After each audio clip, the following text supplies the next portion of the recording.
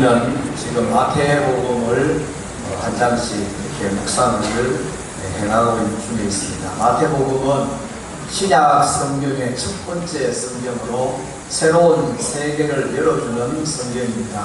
그 새로운 세계는 예수 그리스도의 세계입니다.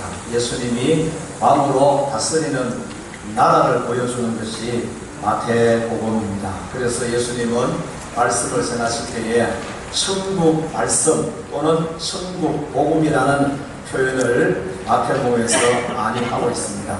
천국 복음을 통해서 천국의 씨를 통해서 천국 백성으로 삼으시는 것이 예수님의 사역이십니다.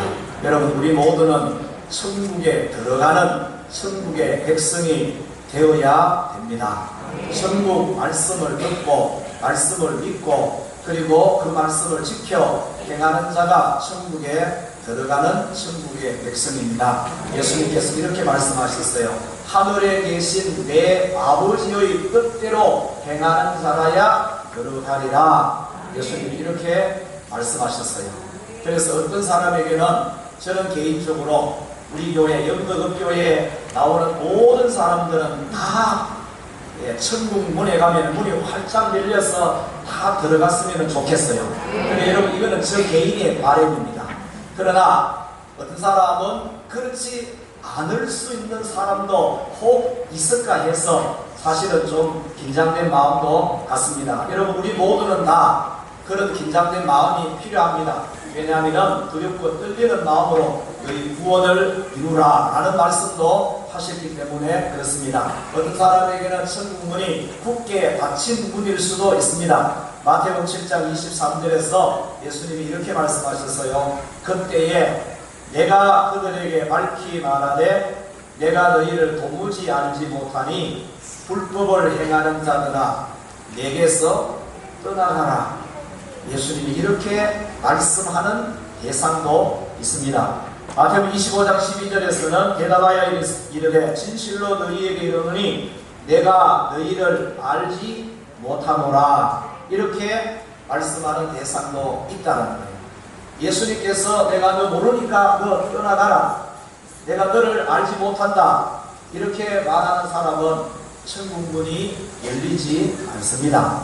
그러나 어떤 사람에게는 천국의 백성에게는 천국은 활짝 열린 문이 됩니다. 요한계시록 3장 8절에 사도 요한에게 요한계시록 3장 8절에 이렇게 말해요. 볼지어다 내가 내 앞에 열린 문을 두었으되 능히 막을 사람이 없으리라. 하나님께서 열어주는 문은 누구도 닫을 수 없습니다. 저와 여러분들에게 천국은 열린 문이 되어야 될 줄 믿습니다. 사도 요한에게 예수님께서는 하늘 문을 열려져 있는 것을 보여주셨습니다. 4장 1절에서 이후에 내가 보니 하늘에 열린 문이 있는데 내게 들은 바 처음에 내게 말하던 나팔 소리 같던 그 음성이 이르되 이리로 올라오라. 하늘에 열린 문이 있어서 그리고 열어놓고 예수님께서 이리로 올라오라 이렇게 말씀하시는데 우리 모두가 다 언젠가 이 세상을 떠날 때에 그때에 하나님께서 하늘 문을 활짝 열어놓고 그리고 우리 이름 부르면서 이리로 올라오라 라는 이 음성을 듣고 주님이 계시는 그곳으로 가게 되는 이 영광을 얻으시기를 주님의 이름으로 축복합니다. 오늘 본문 말씀에서 제자들이 예수님께 질문을 합니다. 천국에서는 누가 크니까? 라는 이런 질문입니다. 사실은 크다라는 의미가 신체적으로 물리적으로 크다라는 그런 뜻보다는 비중이 있다, 중요하다라는 그런 의미를 가지고 있습니다. 그러니까 천국에서는 어떤 사람이 중요한 사람이 되겠습니까? 라는 질문이 될 수 있습니다. 이 질문에 대해서 오늘 본문에서 1절부터 10절까지 말씀 속에서 예수님은 4가지로 답을 하셨습니다.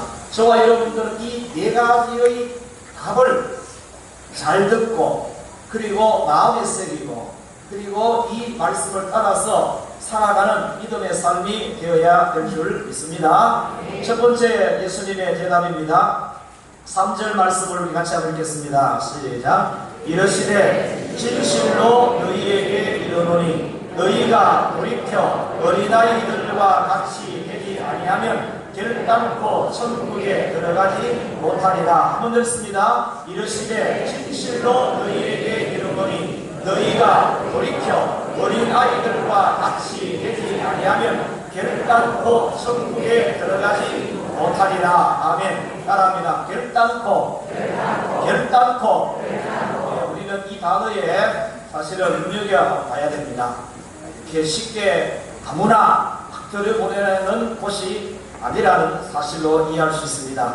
돌이킨다라는 말은 이 몸을 돌리는 행동적인 의미보다는 옛날의 상황으로 어린 아이의 속성으로 돌아간다는 그런 의미가 가지고 있습니다. 그러면은 어린아이의 속성이라는 것이 어떤 것이냐? 히브리적 사고에서 어린아이는 순수하다, 착하다라는 성품적인 의미도 있지만은 이것보다는 어린아이들은 보고 들은 것에 대해서 보태지도 아니하고 떼지도 아니하고 그걸 그대로 말하는 것이 어린아이들입니다. 그러니까 이 어린아이들이 자기가 본 것을 가감없이 말해버리기 때문에 성경시대에 이 아이들이 눈이 무섭다는 말하지요.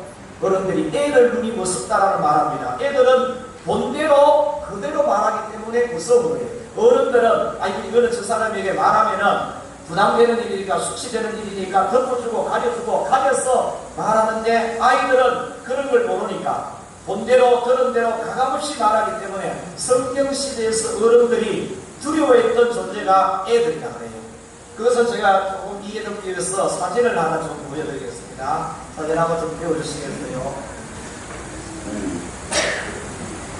사진. 좀 한번 넘겨보세요. 다른 예. 여기 보시면은 앞에 본 이 지역은 가버나움입니다. 예수님이 갈릴리 지역을 중심으로 사역하는데 가버나움을 중심으로 사역하셨어요. 가버나움을 온 동네라고 표현하죠. 예수님의 갈릴리 사역의 3분의 2가 가버나움 사역인데 요게 동네입니다. 동네인데 요게 회당이고요. 요게 회당입니다. 여기 보면은 요게 다 집들이에요. 집들인데 요것이 집 한 채가 아닙니다. 여기 있는 작은 네모돼 있죠. 요것이 집 한 채예요. 이 전체가 집 한 채가, 이게 전체는 하나의 동네입니다. 네. 그 다음에 이제 아까 그 사진 좀 보여주세요. 네. 이것이 다 집터인데 요것이 집 한 채라는 거예요. 케냐를 갔다 오신 분들은 케냐에 가면은 소똥집이 있어요. 소똥집 크기가 요 정도입니다. 그 안에 모든 가족들이 살고 옛날에는 지금은 짐승은 밖에서 키우지만은 옛날에는 짐승도 엽서도 그 안에서 같이 안에 가면은 부엌도 있고 다 있어요. 요 작은데도 불구하고 나는 한번 넘겨보시겠어요? 이게 전체가 이게 하나의 동네가 된 거죠. 이게 조금 더 이게 다 집터입니다. 예. 요것은 베드로의 집터를 발견해서 기념해서 이렇게 만들어진 것이고 그 안에 앞에 그런 동네입니다. 됐습니다. 그런데 여기 보시면은 애들이 이 동네에서 놀면서 그러니까 이제 이 집이 이런 거예요. 가족들이 이렇게 같이 살다가 큰아들이 장가가면 옆에다가 방을 하나 만들어가지고 살림해주고 둘째 아들 장가가면 앞에다가 또 방을 하나 만들어가지고 살림해주고 이렇게 해서 이런 이제 동네가 생겨지는 거예요.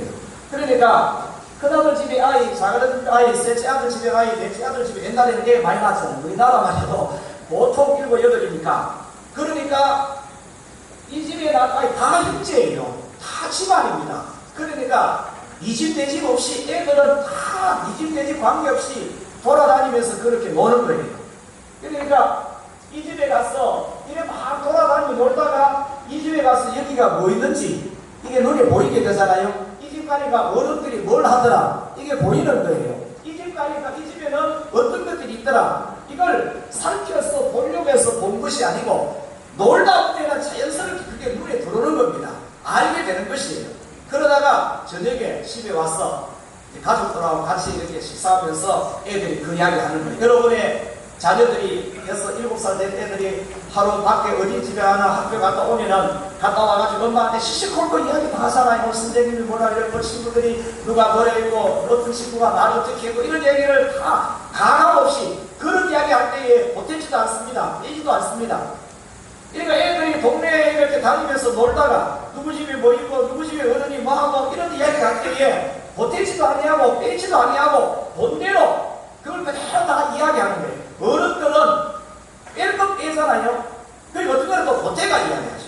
근데 애들은 그게 없습니다. 그대로 이야기하는 거예요.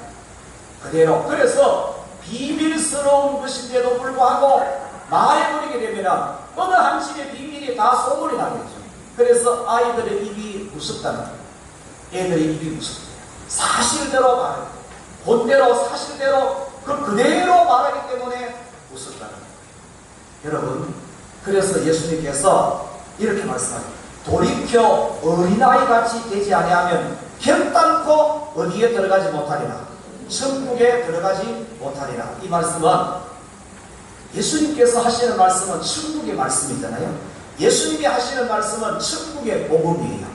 예수님이 하시는 말씀을 그대로 듣고 그대로 믿고 거기다가 보태지도 말고 빼지도 말고 그대로 받아들여서 그대로 믿고 그대로 해가면서 살아가는 사람이 어디에 들어간다? 천국에 들어가는 자다. 그렇지 않는 자들은 천국에 들어가지 못하는 자다. 우리 이렇게 이해를 하게 됩니다. 참고적으로 비슷한 말씀을 성경에서 여러 곳에서 말씀을 많이 하셨습니다. 마태복음 5장 19절에서 그러므로 누구든지 이 계명 중에 지극히 작은 자 하나라도 버리고 지극히 작은 것 하나라도 버리고 또 그같이 사람을 가르치는 자는 천국에서 지극히 작다 일컬음을 받을 것이요. 신명기 4장 2절에는 내가 너희에게 명령하는 말을 너희는 따릅니다. 가감하지 말고 내가 너희에게 내리는 너희 하나님 여호와의 명령을 지키라. 가감하지 말고 지키라. 이 말씀이죠. 신명기 12장 34절에 내가 너희에게 명령하는 이 모든 말을 너희는 지켜 행하고 그것에 따릅니다. 가감하지 말지니라. 마지막으로 요한계시록 22장 18절 19절의 말씀입니다. 한번 좀 떼어주시기 바랍니다. 요한계시록 22장 18절 19절 말씀에 내가 이 두루마리의 예언의 말씀을 듣는 모든 사람에게 증언하노니. 자, 같이 한번 봅시다. 좀 크게 읽습니다. 시작. 내가 이 두루마리의 예언의 말씀을 듣는 모든 사람에게 증언하노니 만일 누구든지 이것들 외에 더하면 하나님이 이 두루마리에 기록된 재앙들을 그에게 더하실 것이요 만일 누구든지 이 두루마리의 예언의 말씀에서 제하여 버리면 하나님이 이 두루마리에 기록된 생명나무와 및 거룩한 성의 참여함을 제하여 버리시리라. 아멘. 거룩한 성의 참여함을 제하여 버리시면 아예 들어가지 못한다는 말씀으로 이해할 수 있습니다. 그래서 천국에 들어가는 자는 예수님이 전하는 하나님의 말씀을 말씀대로 믿고 말씀대로 듣고 말씀대로 행하는 자. 그래서 하늘에 계신 내 아버지의 뜻대로 행하는 자라야 들어가리라. 예수님이 이렇게 말씀하셨어요. 여러분, 우리가 다 우리 스스로의 행위를 볼 때에 말씀대로 사는 것이 부족하고 연약한 모습이 많이 드러납니다. 그럼에도 불구하고 말씀을 많이 읽고 말씀을 많이 깨닫고 깨닫는 대로 믿으시는 대로 하나님의 그 말씀 따라서 지키며 사는 이런 믿음 생활 되어야 될 줄 믿습니다. 두 번째로는 천국에서 큰 자가 누구인가 라는 말씀에 대한 답입니다. 4절 말씀입니다. 마태복음 18장 4절 말씀 같이 했습니다. 그러므로 누구든지 이 어린아이와 같이 자기를 낮추는 사람이 천국에서 큰 자니라. 아멘. 이게 낮춘다라는 말은 교만하지 아니하고 겸손한다는 그런 의미인데요. 이것은 위에서 내리부른다라는 그런 뜻을 가지고 있습니다. 히브리어로 소파레라는 단어입니다. 위에서 내리누른다. 그러니까 스스로를 눌러서 겸손해지고 낮아지는 자가 천국에서 큰 자다, 그런 뜻이죠. 그러면은 어린아이가 과연 스스로를 낮추는 이런 어떤 성격을 어린아이들이 가지고 있느냐, 나타낼 수 있느냐, 우리가 이런 질문을 생길 수 있습니다. 여러분, 이 성경시대에는 남자아이들은 자라면은 어른이 되면은 한 가정에 가정을 이루게 되고 가장이 됩니다. 그리고 또 이게 동네 자체가 공동체가 가족 공동체거든요. 그러니까 어떤 남자아이들은 그 가족 공동체의 전체를 리드하는 리더자가 될 수가 있는 것이죠. 그런데 이런 리더자가 되는 데 있어서 갖추어야 될 요건들이 여러 가지 있어요. 뭐 어떤 결정력도 있어야 되고 지도력도 있어야 되지만은 이런 걸 포함해서 다른 사람의 의견들을 잘 귀담아 들어줄 수 있는 자세. 내가 지도자이기 때문에 내 의견을 고집하는 것이 아니고 다른 사람들의, 다른 가족들의, 다른 가족 공동체들의 의견을 귀담아 듣고 그걸 잘 들어줄 수 있는 이런 자세로 자기를 낮추는 자, 그런 자들이 바로 지도자가 될 수 있는 자격이다, 그 말씀입니다. 그러니까 예수님이 말씀하시는 것은 이게 앞에서 말씀드린 거하고 다 동일한 거예요.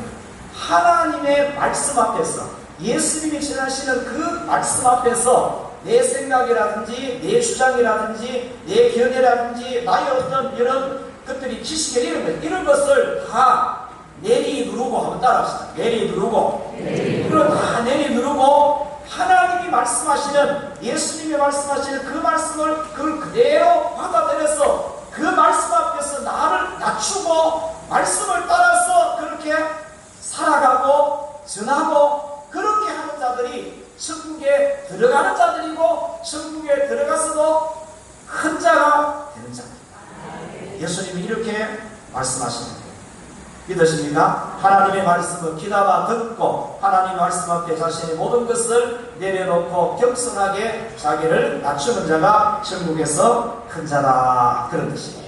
이런 자가 될 수 있기를 축복합니다. 세 번째로는 5절의 말씀입니다. 있습니다. 또 누구든지 내 이름으로, 다시 시작. 또 누구든지 내 이름으로 이런 어린아이 하나를 영접하면 곧 나를 영접함이니, 그렇습니다. 주님의 이름으로 어린아이 하나를 영접하는 것은 곧 주님을 영접하는 것이다. 여러분 보세요. 영접하는 자, 곧 그 이름을 믿는 자들에게는 하나님의 자녀가 되는 은혜를 주셨으니, 하나님의 자녀라야 하나님 나라에 들어갈 수 있죠.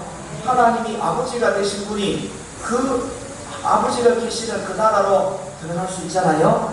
주님을 영접하는 자들이 주님의 자녀가 되는 것이고 주님의 나라로 인도함을 받게 되는 것이죠. 그런데 예수님께서는 이렇게 말씀하신 거예요. 나를 영접하고 직접적으로 표현하지 아니하고, 물론 요한복음에서 그런 표현이 많이 있습니다만은 오늘 여기서는 누구든지 내 이름으로 이런 어린아이 하나를 영접하면, 어린아이, 연약한 자죠, 부족한 자입니다. 이런 아이들을 나를 영접하듯이, 나를 대하듯이 그들을 영접하면은 그런 자들이 하나님 나라에 들어갈 수 있는 자다, 이렇게 말씀하셨어요. 여러분, 요한일서 3장 14절에 우리는 형제를 사랑함으로, 따라하면 형제를 사랑함으로 사망에서 옮겨 생명으로 들어간 줄을 알거니와. 아멘입니까? 네, 우리는 형제를 사랑함으로 사망에서 옮겨 생명으로 들어간 줄을 알거니와. 예수님을 사랑함으로, 하나님을 사랑함으로, 예수님을 믿음으로 사망에서 옮겨 생명으로 들어간 줄, 이것이 성경 전체의 흐름이에요. 근데 유독이 요한복음과 요한서 신서에서는 이 형제의 사랑을 하나님 사랑과 예수님 사랑만큼이나 중요하게 말씀하고 있다는 사실입니다. 그래서 형제를 사랑함으로, 이 형제가 누굽니까? 그 사람하고 박수하면서 이렇게 가르쳐 주세요. 당신 형제는 내 딸인데 우리는 서로 형제입니다, 이렇게. 아니, 이 사람이 보니까 오늘 처음 봤는데 처음 봐도 우리 우리는 다 예수 그리스도 안에서 형제예요. 믿으십니까? 형제를 사랑함으로, 여러분 이게 참 중요한 거예요. 왜냐하면 내가 나와 하나님과의 관계만 있으면은 저 말씀이 사실은 큰 의미가 없어요. 그러나 우리는 하나님 나라 갈 때까지 공동체를 이루어서 함께 신앙생활하면서 가야 되잖아요. 갈 때에 여러분 공동체, 여러분에게 작은 공동체는 가정이에요. 모든 가족도 함께 가야 돼요. 큰 공동체는 여러분 우리 교회입니다. 우리 교회 모든 성도는 다 똑같이 가야 돼요. 같이 가야 되기 때문에, 그래서 형제를 사랑함으로라는 사실을 나를 사랑하는 것처럼 내가 지명하여 내가 피 흘려서 하나님의 자녀로 내 것으로 삼은, 오늘 찬양의 제목이 주님의 것이, 우리는 다 주님의 것입니다. 나도 주님의 것, 우리 모두가 다 주님의 것이잖아요. 내가 주님 앞에 귀한 것처럼 너도 주님 앞에 귀한 이유는 나를 위해서 십자가에 피 흘리셨고 너를 위해서 십자가에 동일하게 피 흘리셨기 때문에 우리는 형제라는 사실. 그래서 주님을 사랑하듯이 형제를 사랑함이 사망에서 생명으로 들어간 줄을 알거니와. 이렇게 말합니다. 따라합시다. 사망에서 옮겼어요. 어디로 옮겼어요? 생명으로, 영생으로, 천국으로 옮기신 거예요.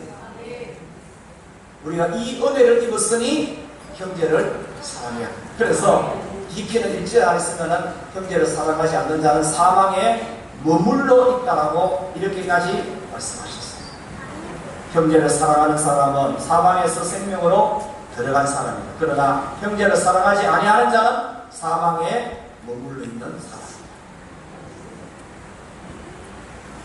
당신은 어디 있어요? 여러분, 우리 어디 있습니까? 사망에 머물러 있어요? 생명으로 옮겨져 있어요? 생명으로 옮겨져 있는 줄 믿습니다. 생명으로 옮겨져 있는 표시를 하시기 바랍니다. 그 표시가 형제를 사랑하는 것인 줄 믿습니다. 네 번째, 반면에, 이것은 이 앞에서 세 번째 말씀드린 것과 연결된 것이에요.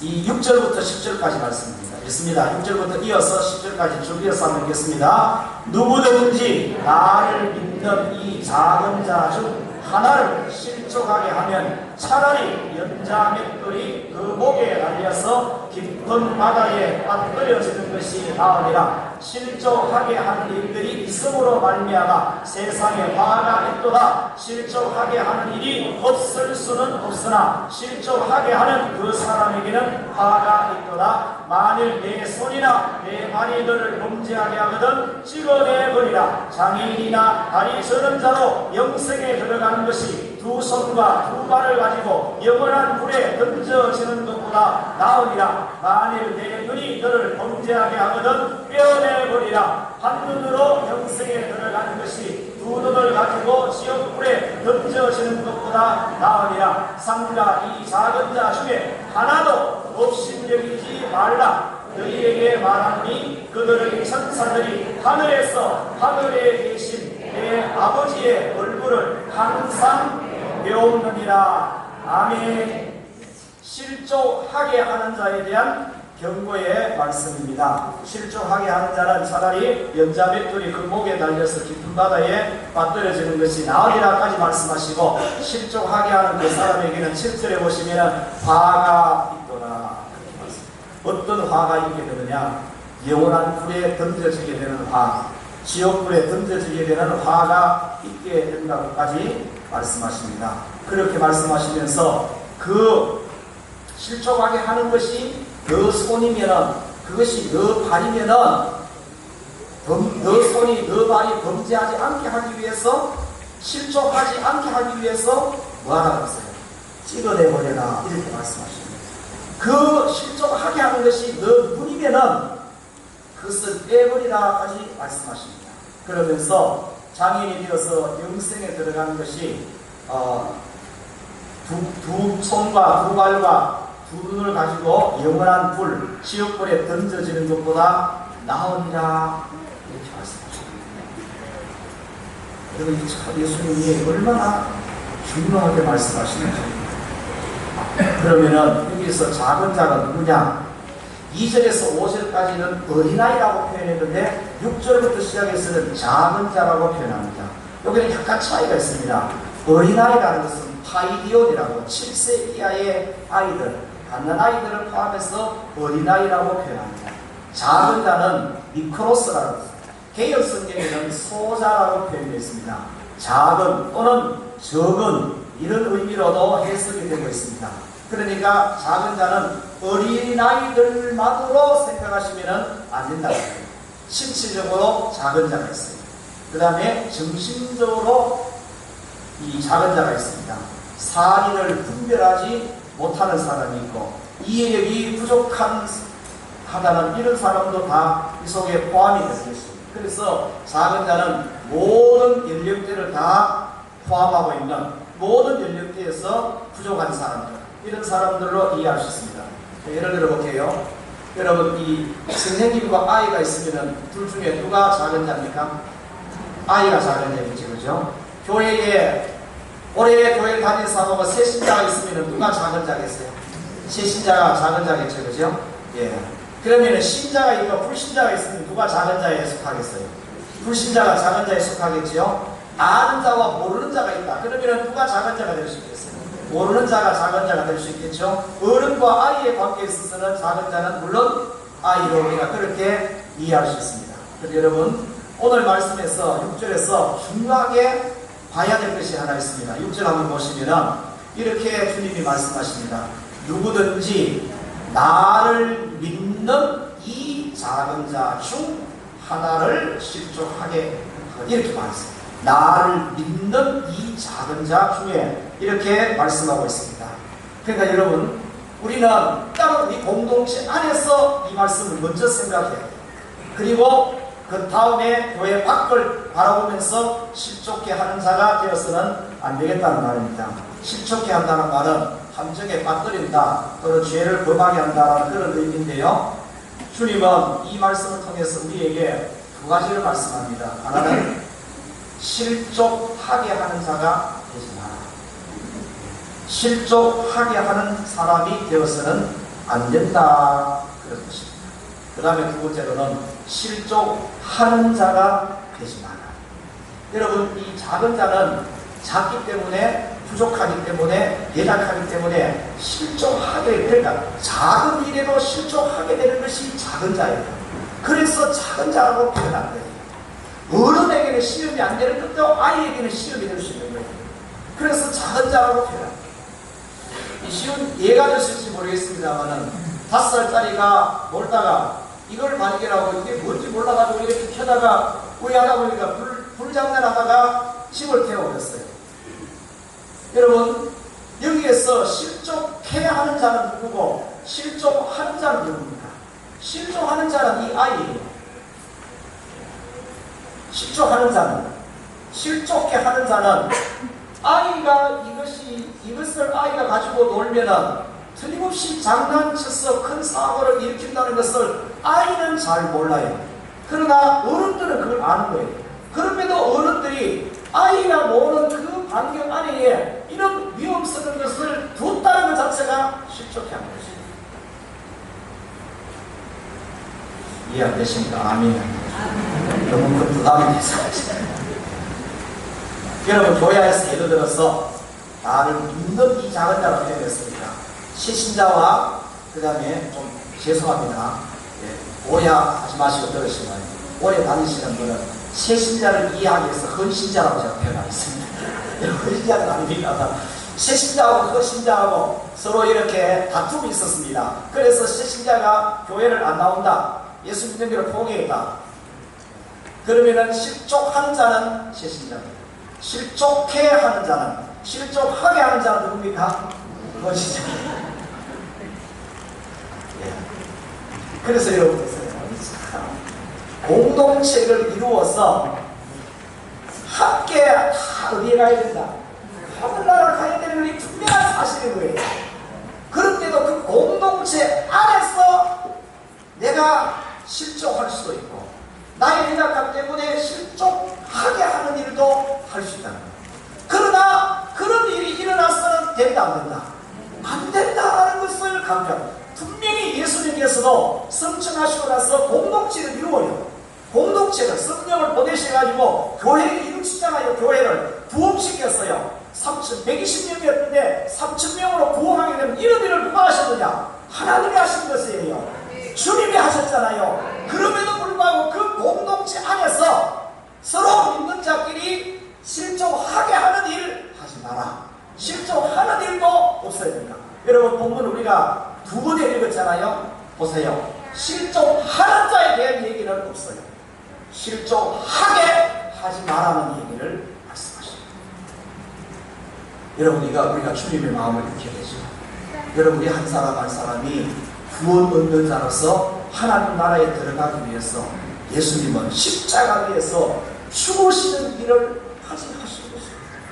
그렇게 해서 삼아놓은 그 한 사람 한 사람은 우리의 연약함과 부족함 때문에 우리가 실족해서 그를 실족시키는 하면 예수님의 마음이 너무 아프시다는 거. 그래서 그렇게 하시라. 그런 일을 하지 마라. 이렇게 말씀하십니다.